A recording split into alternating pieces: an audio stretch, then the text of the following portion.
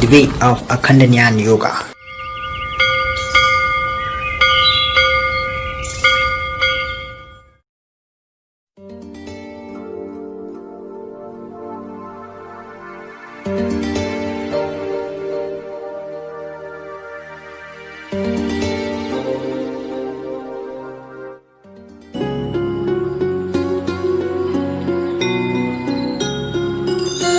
एक घर जिथे अभंग राहतात, एक घर जिथे वेद सर्वत्र दिसतात, एक घर जिथे ज्ञानोबा तुकोबांच्या ओव्या राहतात, एक घर जिथे अभंगांच्या भिंती आहेत, एक घर जिथे ओव्यांचं छत आहे.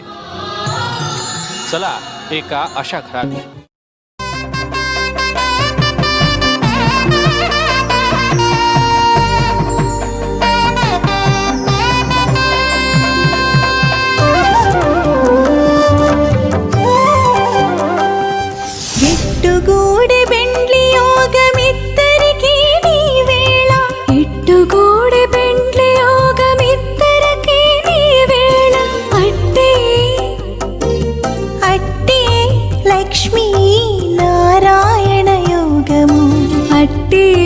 Lakshmi Narayan Dattatraya, the way of Akhanda Jnana Yoga.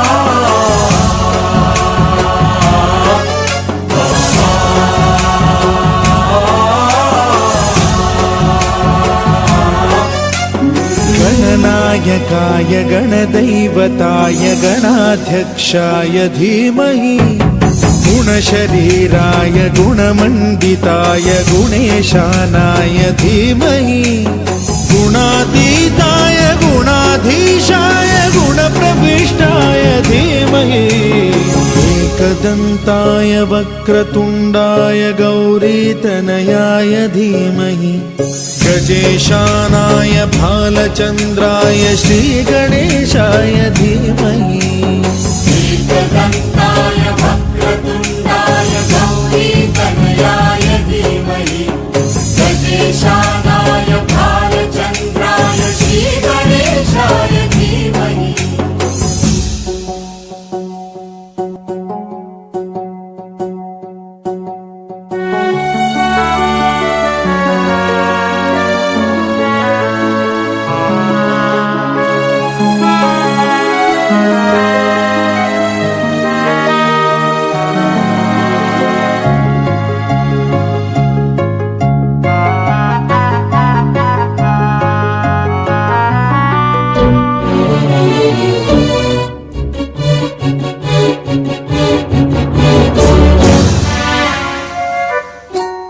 गानचतुराय गानप्राणाय गानान्तरात्मने गानोत्सुकाय गानमत्ताय गानोत्सुकमनसे गुरुपूजिताय गुरुदैवताय गुरुकुलस्थायिने गुरुविक्रमाय गुह्यप्रवराय गुरवे गुणगुरवे गुरुदैत्यकलक्षेत्रे गुरुधर्म सदाराध्याय गुरुपुत्र परित्रात्रे गुरुपाखण्ड खण्डकाय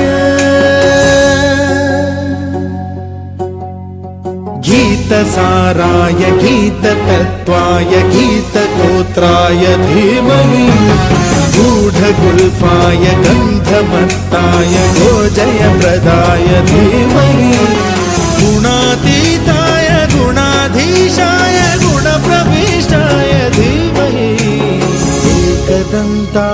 वक्रतुण्डाय गौरीतनयाय धीमहि गजेशानाय भालचन्द्राय श्रीगणेशाय धीमहि एकदन्ताय वक्रतुण्डाय गौरीतनयाय धीमहि गजेशानाय भालचन्द्राय श्रीगणेशाय धीमहि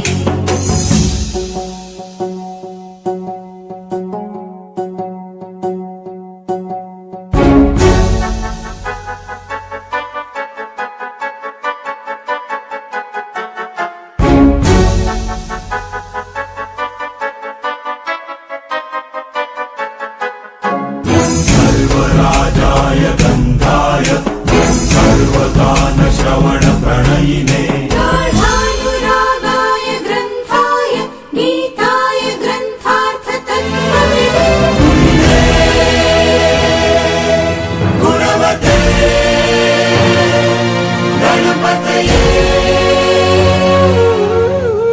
ग्रन्थगीताय ग्रन्थगेयाय ग्रन्थान्तरात्मने गीतलीनाय गीताश्रयाय गीतवाद्यपटवे गेयचरिताय गायकवराय गन्धर्वप्रियकृते गायकाधीन विग्रहाय गङ्गाजलप्रणयवते गौरीस्तनन्दनाय गौरीहृदयनन्दनाय गौरभानुसुताय गौरीगणेश्वराय गौरीप्रणयाय गौरीप्रवणाय गौरभावाय धीमहि गो सहस्राय गोवर्धनाय गोपगोपाय धीमहि गुणातीताय गुणाधीशाय गुणप्रविष्टाय धीमहि एकदन्ताय वक्रतुण्डाय गौरीतनयाय धीमहि गजेशानाय भालचन्द्राय श्रीगणेशाय धीमहि एकदन्ताय वक्रतुण्डाय गौरीतनयाय धीमहि गजेशानाय भालचन्द्राय श्रीगणेशाय धीमहि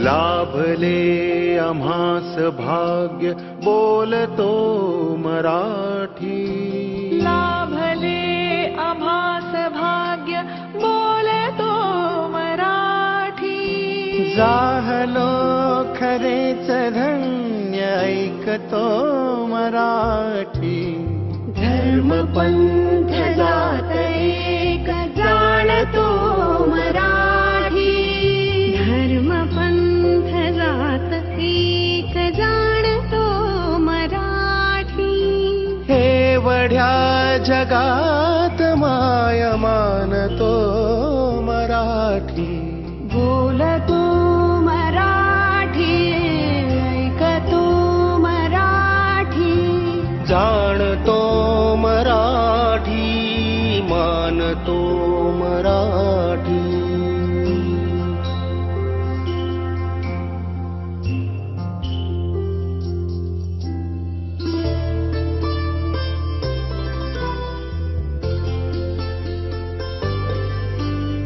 आमुच्या मना मनात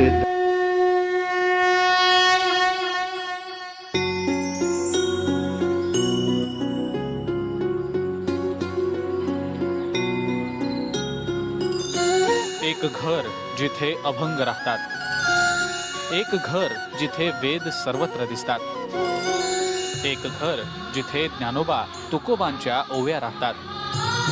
एक घर जिथे अभंगांच्या भिंती आहेत. एक घर जिथे ओव्यांचं छत आहे. चला एका अशा घरात. नाशिकमध्ये राहणाऱ्या थोरात कुटुंबाचं हे घर. या घराच्या भिंती, दरवाजे, स्वयंपाकघर, बेडरूम हे वेदांनी आणि मंत्रांनी भरून गेलंय. या घरात राहणारा 16 वर्षांचा चारू दत्त याला एक दैवी चमत्कारच म्हणावा लागेल. वयाच्या 10व्या वर्षांपासून तो फक्त लिहितो आणि लिहितोच आहे. असंख्य अवघड आणि सर्वसामान्यांच्या समजण्यापलीकडचे श्लोक, संतांची वचनं, ओव्या, अभंग, धर्मग्रंथ.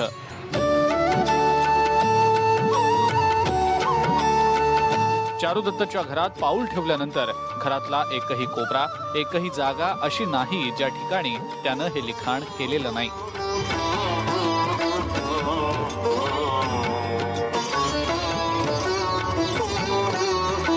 नाशिकमध्ये राहणाऱ्या आणि इयत्ता 10वी इतक्यात पास झालेल्या चारुदत्त थोरात याच्या घरात आपण प्रवेश केल्यानंतर जो काही नजारा आणि जे काही दृश्य आपल्याला बघायला मिळतं ते निव्वळ चमत्कारिक असंच म्हणावं लागेल. चारुदत्त खरं तर 10वी आत्ता पास झालेला आहे आणि त्यांनी 11वी मध्ये प्रवेश घेतलेला आहे. मात्र त्यांचं संपूर्ण घर हे जणू एखाद्या वेदाचं भांडारच झालंय असं परिस्थिती आणि असं चित्र या घरामध्ये आल्यानंतर बघायला मिळतं. घरांच्या भिंतीवर, पंख्यावर, घड्याळावर, स्वयंपाकघरातल्या ओट्यावर, भांड्यांवर, कपाटावर, खिडक्यांवर जिथे जिथे म्हणून जागा दिसेल तिथे 16 वर्षांच्या या चारुदत्तनं मोठ्या साधू महंतांना देखील जमणार नाही असे ज्ञानेश्वरीतले पाठ लिहून ठेवले आहेत. लहानपणापासूनच चारुदत्त हुशार आणि इतरांपेक्षा वेगळा आहे. मित्र होते, मात्र त्याचं मन हे वेगळीकडेच होतं. त्याला लहानपणापासूनच अभंग, कीर्तन, देवासंतांच्या गोष्टी ऐकायला आवडत असत. मात्र जसजसा चारुदत्त मोठा होत होता तसतसा त्याच्यातल्या प्रगल्भतेचा अनुभव घरच्या लोकांना येत गेला. ज्या वयात मुलं कॉलेजच्या कट्ट्यावर बसून मजा करत असतात त्याच वयात चारुदत्त वेगवेगळ्या विषयांवरचे धर्मग्रंथ लिहितो आहे.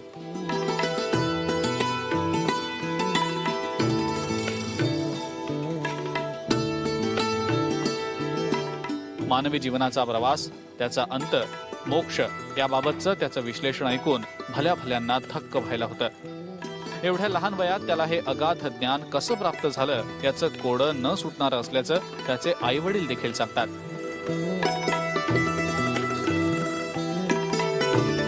आमच्या पोटी आम्ही असं काय पुण्य केलं होतं की आमच्या पोटी असा मुलगा जन्माला आला. आम्ही तर त्याला अगदी म्हणजे त्याची सेवा नाही तर ही साक्षात विष्णूची देवाचीच सेवा आहे. त्याचा अगदी म्हणजे खाण्यापासून तर अगदी छोट्या छोट्या गोष्टीसुद्धा म्हणजे एका कृष्णाच्या जशा खोळी होत्या तशा त्या, जसं यशोदा मैयाला कृष्णाची जसं म्हणजे अनुभव आलेला आहे तसा मला येतो. चारुदत्ताचं लिखाण हे गेल्या 2 ते 3 वर्षापासून या ठिकाणी घरात चालू आहे. त्याचा अभ्यास पाहता हे संतांप्रमाणे त्याचं हे लिखाण चालू आहे. त्याचं कोणत्याही प्रकारचा ग्रंथ न वाचता आणि कोणत्या प्रकारचा संस्कृत या विषयाचा अभ्यास नसताना त्याने जे लिखाण केलेलं आहे ते वेदांमध्ये, ब्रह्मवेद, जीवनवेद या प्रकारच्या वेदांमध्ये त्याचं लिखाण होत आहे आणि सातत्याने चालू आहे. चारुदत्तच्या आईवडिलांचे अनुभव थक्क करून टाकणारे आहेत. एकदा समाधी अवस्थेत लिहिण्यासाठी बसलेला चारुदत्त तब्बल 12 ते 15 तास सलग लिहितच असतो.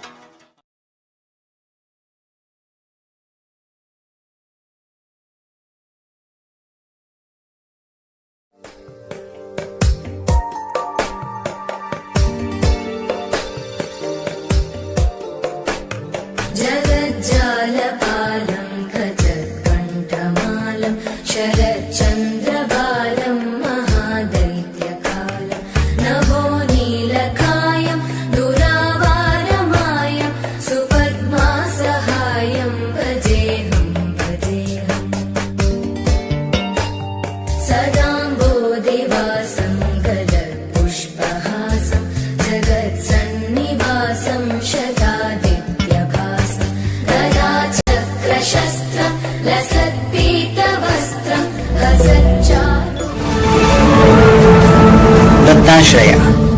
the way of Akhanda Jnana Yoga.